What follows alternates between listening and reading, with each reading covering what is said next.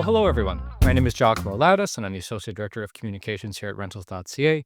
And today, I'm thrilled to be joined by Tu Nguyen, economist at RSM Canada, and a leading voice on how global economics intersect with everyday life. From tariffs and affordability to recession risks, price to rent ratios, and the latest on interest rates, Tu is very well known in helping Canadians connect the dots between policy and real world impact. She's a LinkedIn star, and we're really thankful that you had some time to join us today. So thank you, Tu. Appreciate it. Thank you for having me. So, at the time of this recording, which is April 3rd, we are less than 24 hours away from the tariff announcement. So, let's get into it. How do you see these recent USA tariffs affect the cost of the housing development and ultimately, I guess, rental prices and home prices as well?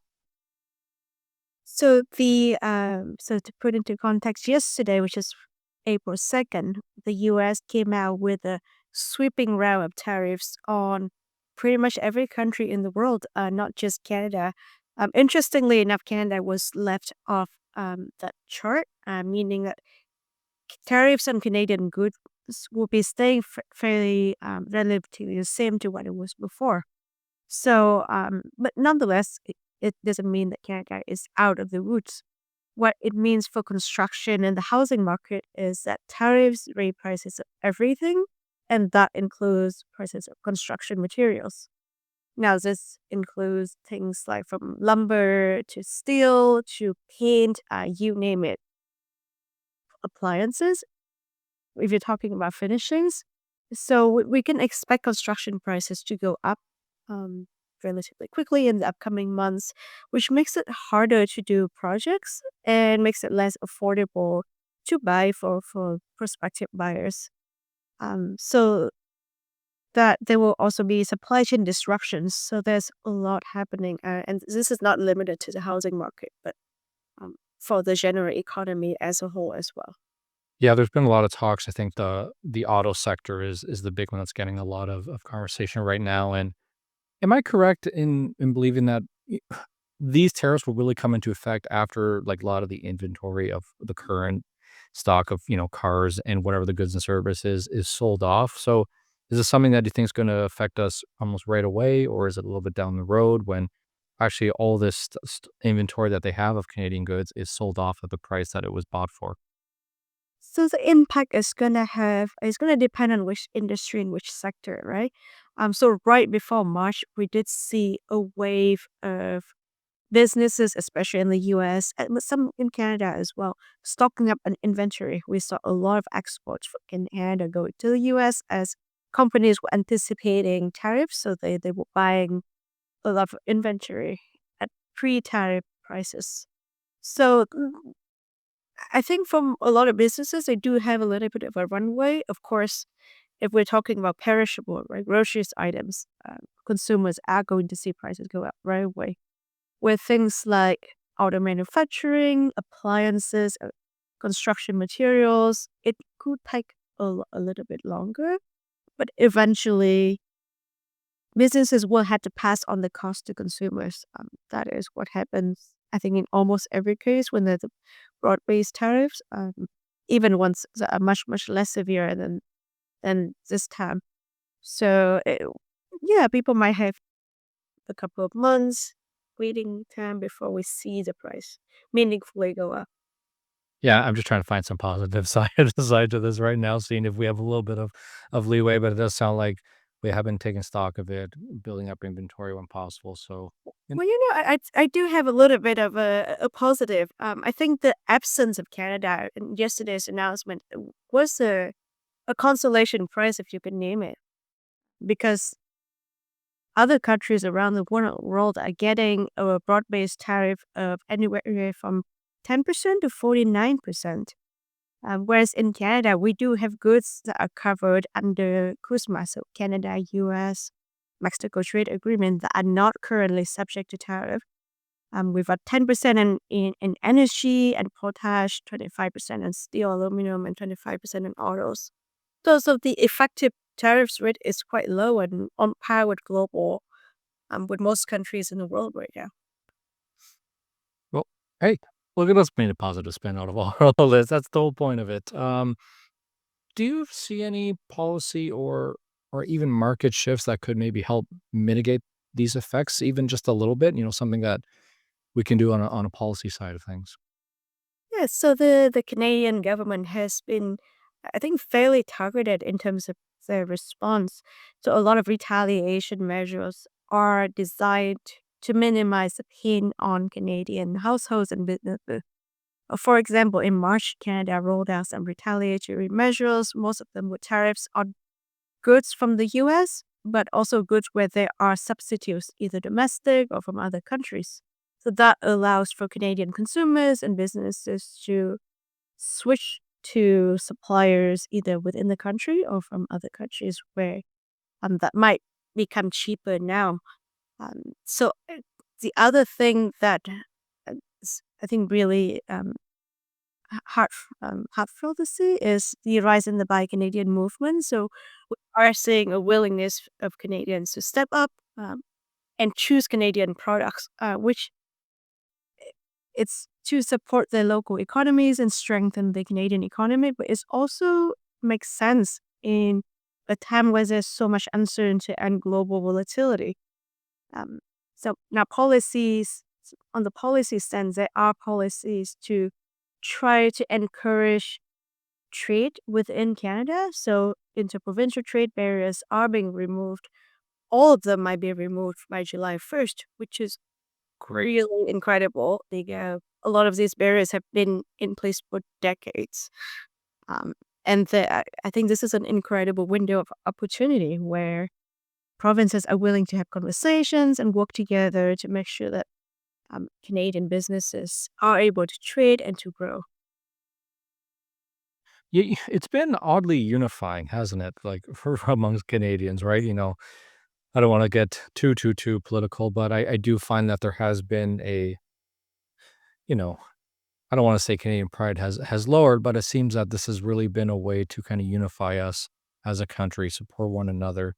Um, so I guess that is a good side of it too, right? We've really kind of come together in the face of this, and hopefully that's going to continue down the road by supporting Canadian products, by removing these interprovincial trade barriers, which I don't even understand why they were there to begin with in the first place, but it's glad they could be moved down so fast. As we know, we're Rentals.ca, and a lot of the stuff that we circle around is the rental and housing market. I have a lot of opinions on this, but I'd love to kind of bounce them off you. So, how do you see a potential downturn, say, of the economy or the impact of tariffs really impact the rental and housing markets specifically? I'd love to see if we kind of line up with our thoughts.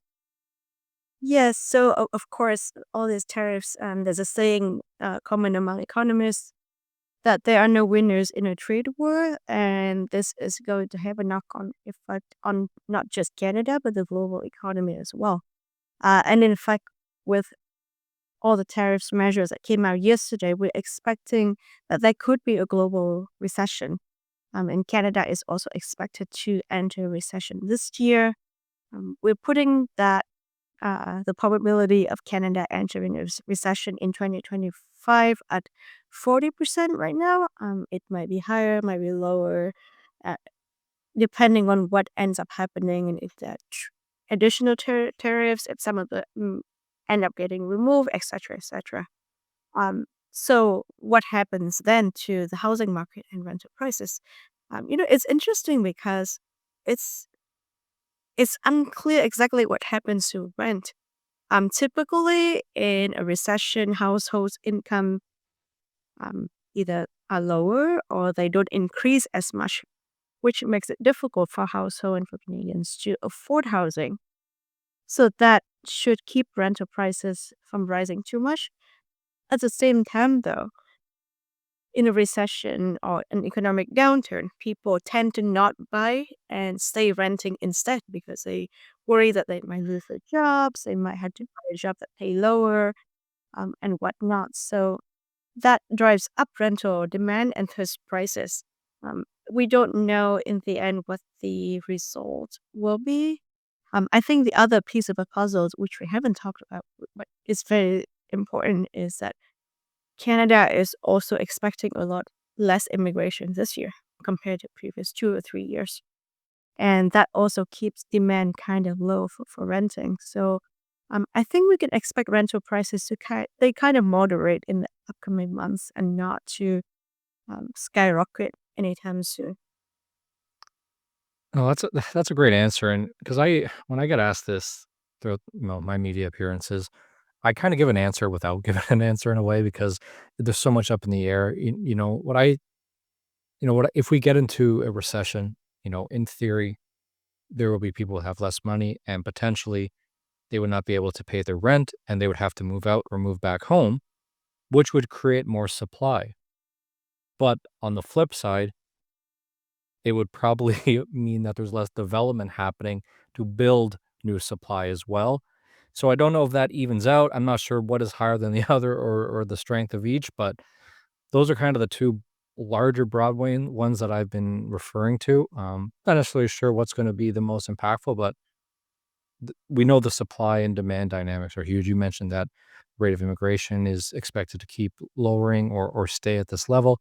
So that will bring demand down, but it'll also bring the amount of new supply coming down too, correct? Yeah, so the supply is another question, right? Like if construction prices are too high and if people are not willing to put down money on pre-construction projects, would developers still be willing to build? Yeah, We don't know. that is the question.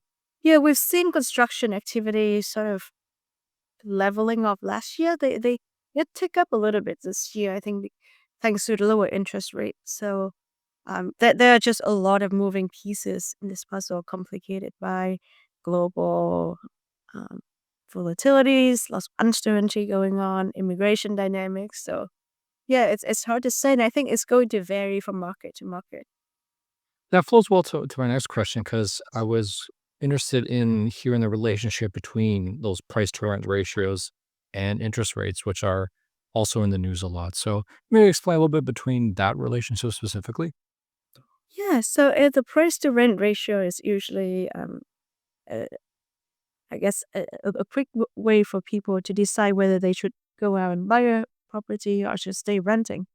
Um, so obviously, the if the purchase prices of a house is way too high compared to rent, and it's more beneficial for most people to stay renting, and vice versa. Now, what we are seeing and we're expecting to continue is lowering interest rates. Interest rate in the past 2 years were quite high, and that was to combat inflation. It's been going down, and when interest rates are lower, that means that households can be qualified for a larger mortgage, which drives up demand for housing. So for people to buy housing, because now they can actually get a mortgage. Mhm. So that should drive up home prices. Again, like we're just taking one thing at a time and leaving out a piece of a possible downturn or recession. So that drives up the prices of housing, right? Of buying. Um, and then in the long run, lower interest rate also enable more construction as developers can borrow and build. So that also adds to the supply and kind of keeping prices, I think, from not going up too high, especially rental prices, because a lot of these purpose-built rentals, which are something relatively new in Canada, that keeps when interest rates are low, it allows developers to go and build these projects as well. So, but I think it really depends between market to market. Generally speaking, low interest rates means higher housing prices, higher price to rent ratio, and vice versa.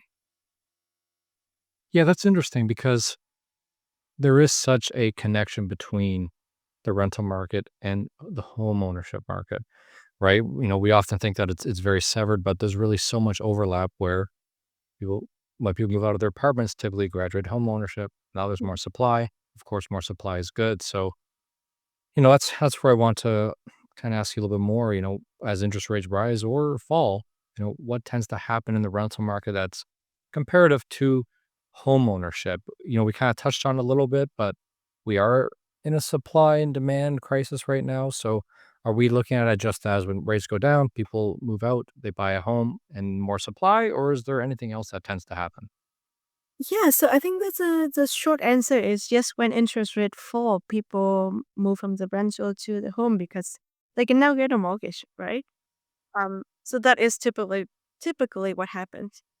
Um, so more people buying means that demand for rent is lower, keeping everything else constant, especially if immigration stays low. So that should either drive down rent prices in certain cities or keep rents relatively stable. Um, Now, the other piece is obviously low immigration. So again, we don't know what the cumulative impact of everything would be. But I think that's the simplest and shortest answer of what happens when interest rates lower. And right now we've had inflation being quite low for quite some time. We've got a lot of trade uncertainty going on. So we should expect interest rate to stay low throughout this year. And I think you had a really good perspective because you are tracking the differences in markets across the country, right? And there's obviously a ton of differences wherever you are. But are we currently at a point? This could be a national conversation, or it could be broken up to more provincial or city wise. But are we at a point now where renting kind of makes more sense financially than buying? We have these chats internally all the time, and we try to produce content that, as Rentals.ca, we want to kind of remove the stigma of renting because it seems to be a real, I don't know if it's a North American thing, but renting almost seems like a lesser form than home ownership, but there's a lot of good and bad for both. So are we at a tipping point right now where you think renting makes more financial sense than buying, or is this the time now to actually get into the housing market? Again, it really depends. And for those who are renting and looking to buy, I think really the thing to do it was to gather all your numbers and plug them in the calculator. There are tons of rent versus buy calculators online that you can find. The answer is gonna vary, but I think in Canada, in a lot of major cities, the math strongly favors renting, and it's been this way for quite some time now. Um, there's another saying in real estate, which I'm sure you've heard a lot, is that rent is the most you are going to pay every month, and the mortgage is the least you are paying every month. There are a ton of costs associated with home ownership, right? So that's from the transaction cost, you got to pay your realtor, your lawyer, your taxes. There's maintenance. Something could break, and you have to be able and willing to pay for that, fixing that thing. If you are in a condo, there are condo fees which go up over time. And then there's utilities, which are most of the time higher in when you buy a place compared to when you're renting. And then property taxes and on and on and on. So when someone is considering buying, it's important to plug all of this number in your spreadsheet or your calculator or whichever tool you're using instead of just comparing rent and the mortgage. Um, and then there's also the opportunity cost of owning, right? It could be if you're living in a major city in Canada like Toronto and Vancouver, your down payment could be several $100,000, which if you were to rent, you could put that in the market, invest it somewhere else. And then the cost is there's this invisible cost of not being able to move. Say if you get a new job somewhere else, or if you want to move for family reasons, the cost of moving when you're buying is so much higher. So there's all these things to take into account. And um, yeah, I think increasingly it seems like in a lot of Canadian cities, certainly in Toronto, Vancouver, maybe Calgary. Calgary was quite affordable. It's getting less and less so in the past few years. It's more favorable to rent in a lot of places. I've always kind of grown up thinking and hearing that 30% of your income should go towards your housing costs, right? But seems even renting as opposed to home ownership, that's not the case either anymore. It's as you mentioned, plug everything into your spreadsheet, really take a look at it all because 30% might not actually be the rule anymore that is what's acceptable for housing because as you mentioned, there's a lot of hidden costs. So at least if you rent, it's a more fixed fee. You know what it's going to be every month so that you can kind of calculate that 30, 35, 40%, whatever you're comfortable with. So I think that sense of stability is also a huge part of renting and why it's so favorable for people. But yeah, I don't know if you've heard the 30% rule should go towards your housing, but it's quite hard when you see the prices of rent and a home right now, especially in some major cities. Yeah, I think it's hard because and yes, I've heard the 30% I think is really difficult for young people especially, who are just entering the market or enter the market over the past 3, 4, 5 years. Just stay to that rule. Our income, Canadian incomes have not kept up with housing prices at all. So it's a nice guideline. Mhm. It's a cute guideline. It's cute, eh? Yeah. It's not always feasible. Right. That's really unfortunate. So, as we're in the middle of the election right now, we've heard a lot of promises and policy changes that every party is looking to do. A lot of them is those income tax cuts being proposed, obviously by the Liberals and the Conservative Party. So, do you see that having an impact on the rental and housing market? And maybe on top of that, have you heard any other policies that have been proposed by either party that you could see maybe impacting the housing market in general? Yeah, so we've seen quite a few things thrown out there by different parties, and yes, you're right that we are coming up on the election this month. Actually, you can actually vote right now. Just Oh, there we go. Get out and vote, everyone. Mm. But so we've seen uh, s- m- promises regarding removing GST for first-time home buyers. Um, that, in my opinion, is not going to have a big impact. It's used a lot in policies because I think it feels nice to hear for households. But what it does is that it only helps the people who are right on the verge of buying. Um, if someone is almost able to afford a place, the removal of the GST is going to push them over the edge. So that benefits a small amount of people, a small number of people. What it does, however, is also driving up prices and demand for housing because now more people are able to buy and more people are suddenly in the market. Mm. And um, in the long run, it does not really have affordability. It's just akin to like giving people cash. What I think is really going to make a difference is adding supply by whichever mean possible. So what I've seen is the Liberal government put out a um, initiative where they are creating a federal agency called Build Canada Homes, and they promise to build 500,000 units of housing in over the next few years. Now, adding a lot of supply to the market is going to help affordability and prices of housing and rental because the thing is, in Canada, we have over 40 million people now, and our population has been going up and up and up, and the pace of construction of building homes has not kept up with that at all. So we really need to add more supply if we want to keep prices affordable, whether it's to buy or to rent for Canadians. Now, other things can also be done to help with affordability, to have add more supply. That can be removing red tapes, making it easier for construction projects to get approved. And that's both for single family or condos or for purpose built rental. It's taking way too long and it costs way too much in most Canadian cities to get a project approved.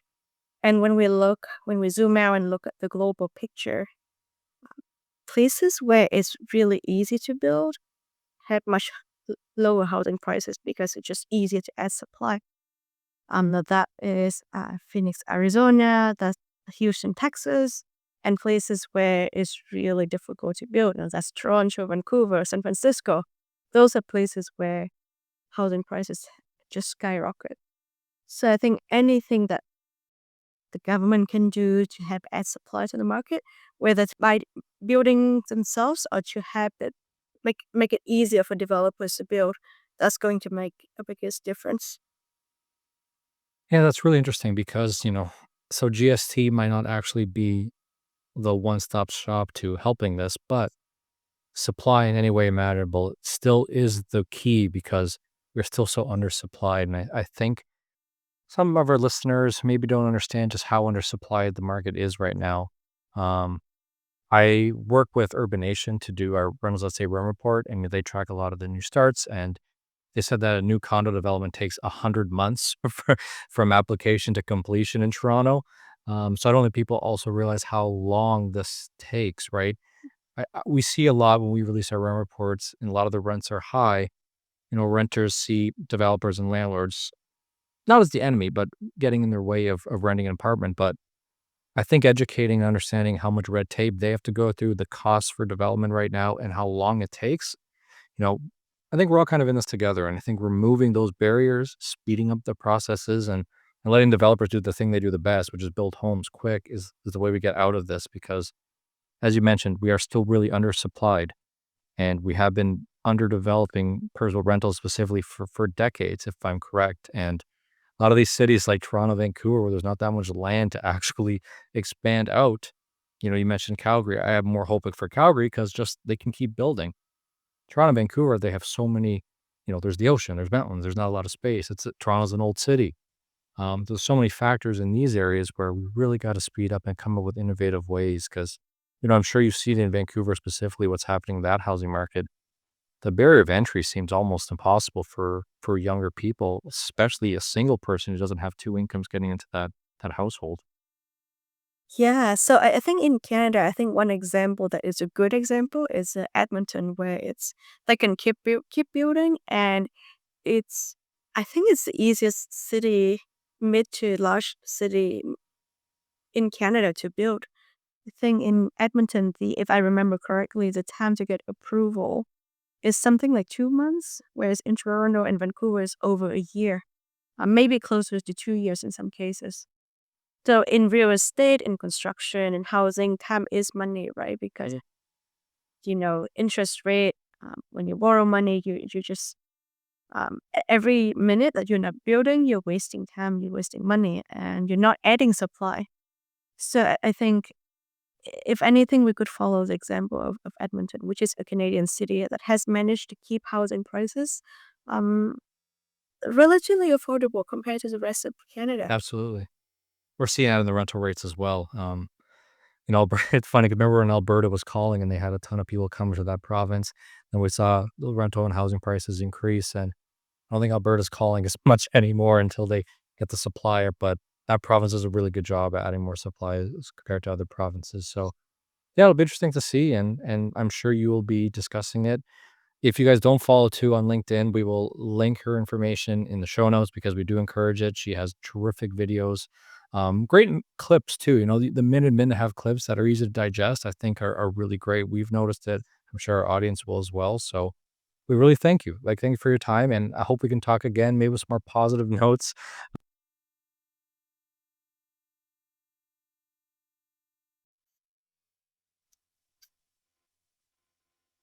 Thank you.